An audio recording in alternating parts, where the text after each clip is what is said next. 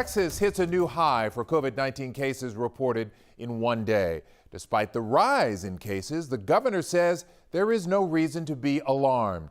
You can see from this map, 4,098 cases were reported today, most of them in the Dallas and Houston areas. Now, some of these cases we're seeing today are cases that are backlogged.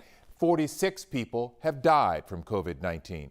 Today, Governor Abbott explained what's behind many of the positive cases, saying some COVID-19 test batches are returned in bulk, some have errors, and many come from prisons. He also said people under the age of 30 make up most of the positive cases in certain counties.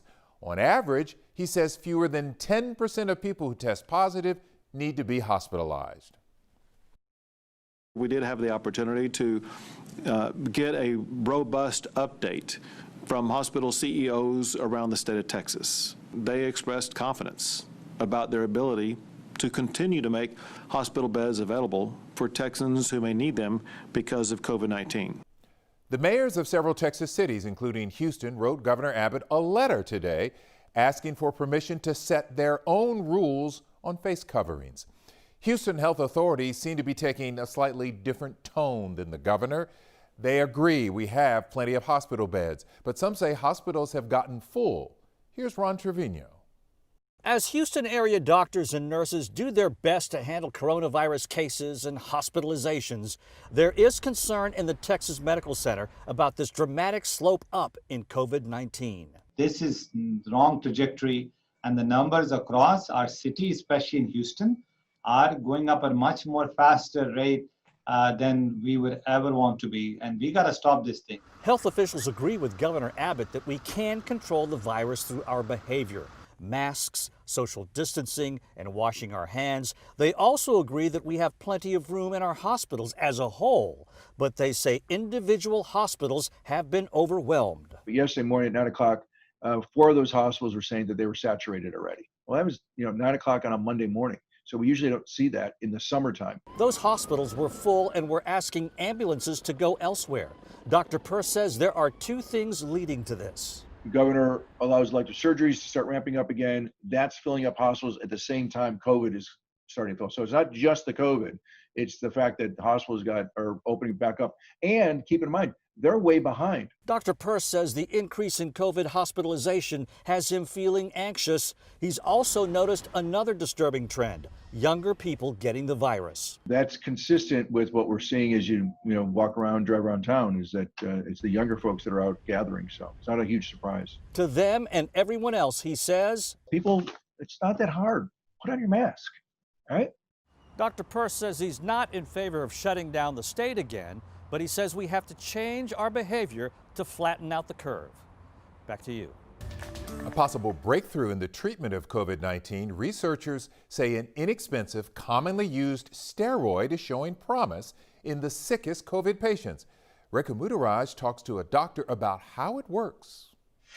Len, an infectious disease expert with UT Health, says the steroid dexamethasone has been used for respiratory illnesses for decades, but a new study out of the University of Oxford now shows it can reduce deaths by up to 1/3 in severely ill COVID-19 patients, meaning patients who require a ventilator. Local doctors are excited about this because this was a large study. More than 2,100 patients who were given the drug were compared to 4,300 patients who received typical care. It's not a new treatment, and it's not that people haven't been using it already.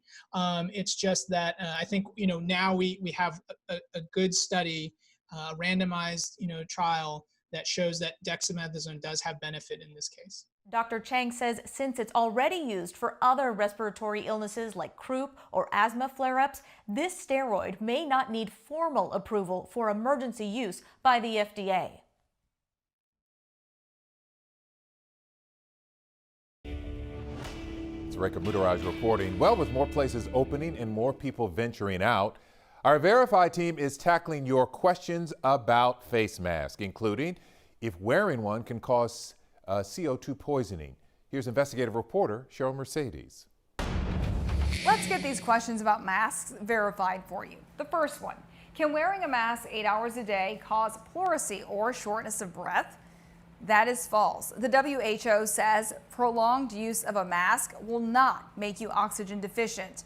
By the way, the CDC recommends that you only wear them when you're out in public and you can't social distance.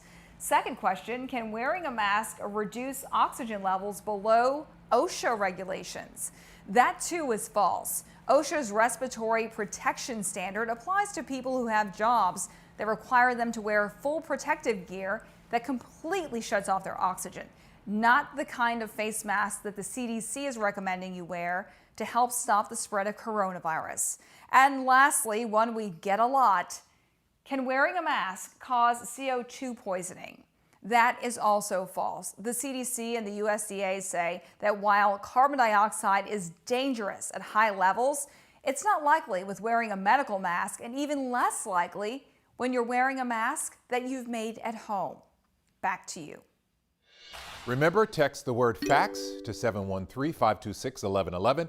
We'll send you a link to track COVID-19 cases in the area, as well as testing information and a whole lot more.